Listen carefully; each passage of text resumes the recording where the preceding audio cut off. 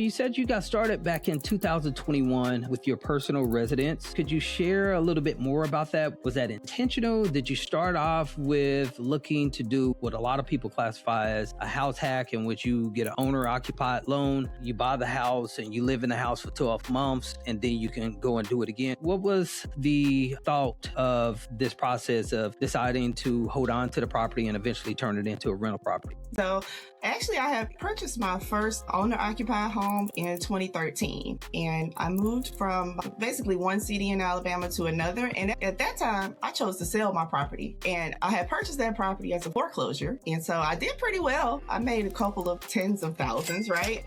When I disposed of the property. But after that, my process of thinking began to change, and I had a little bit of regret kind of kicking in. And so I bought my next property in 2019. And when the opportunity came for me to relocate for work for my 9-to-5, I decided to keep that property. So I moved for a new job. The decision was easy: sell it or rent it. I knew I was going to rent it out. So I ran the numbers. I listened to that voice inside of me. So I chose to rent it. I hired a property manager. We listed it. Within weeks, we had a tenant. And when that first check landed, it hit differently.